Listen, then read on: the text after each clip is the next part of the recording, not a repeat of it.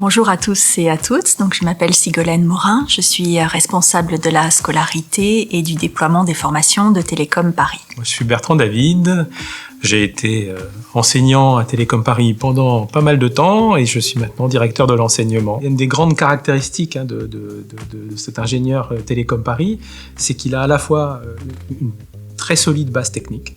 C'est pas un ingénieur qui touche à tout, non, c'est quelqu'un qui a développé des compétences dans des spécialités, qui est capable de faire, capable de concevoir, capable de réaliser des systèmes complexes du numérique, mais en même temps, à côté, il a développé une conscience de ces systèmes numériques. En première année, vous allez reprendre un certain nombre de ce qu'on appelle les bases des connaissances indispensables, c'est-à-dire les fondements techniques des enseignements. Donc vous allez faire des mathématiques appliquées, communication numérique, vous allez également faire de la physique et de l'électronique, de l'informatique, des sciences économiques et sociales et des projets, notamment sous la forme de deux grands projets en cours de première année.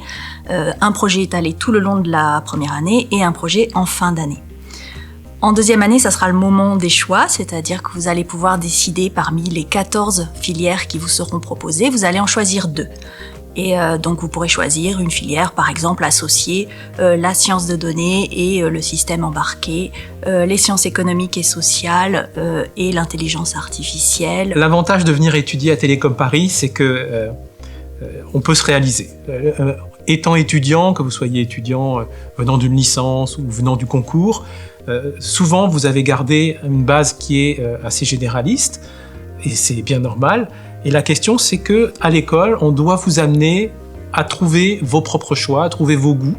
Et le rôle de notre formation, en proposant beaucoup d'optionnalités, vous donne l'occasion de trouver votre propre chemin pour devenir ce que vous êtes. En troisième année, à nouveau, vous allez vous spécialiser encore davantage en choisissant une option, une spécialisation de troisième année.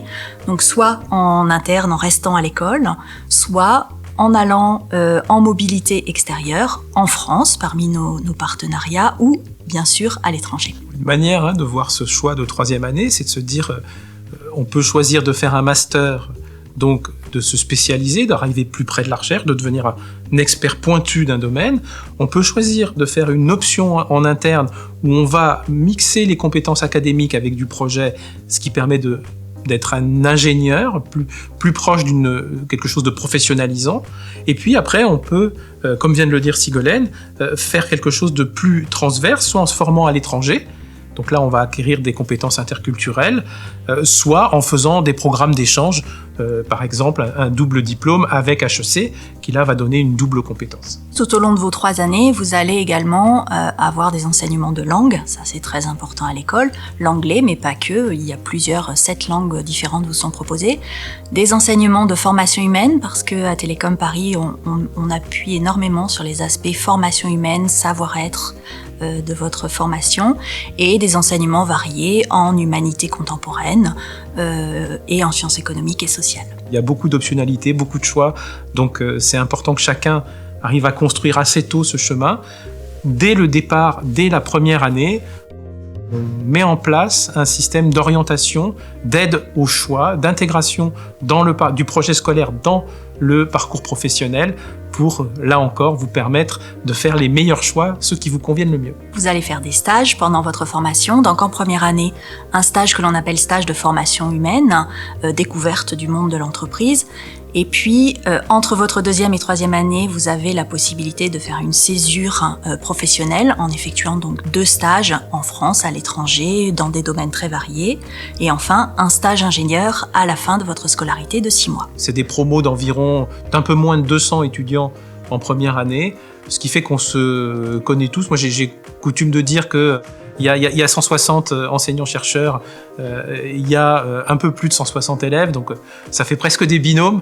Donc ça reste une ambiance où le cas de chacun est considéré. À partir de la deuxième année, nous recevons également des étudiants internationaux, et ce qui représente de l'ordre de 35 à 40% des étudiants de l'école. On a diversifié nos filières d'accès, donc on a des élèves sur concours, mais également des élèves de licence et des élèves de DUT qui viennent pour la voie par apprentissage et qui apportent ainsi des profils d'apprenants qui sont différents et des profils aussi de personnes qui sont différents. Nous avons de très nombreux partenariats extérieurs qui vous permettent de partir faire votre troisième année, donc soit à l'international, on peut citer Imperial College, KTH, on peut citer également à Singapour, ou ETH à Zurich, et puis également en France, donc on peut citer le double diplôme avec HEC, nous avons aussi des doubles diplômes avec l'ENSAE et d'autres établissements partenaires, Sciences Po, etc.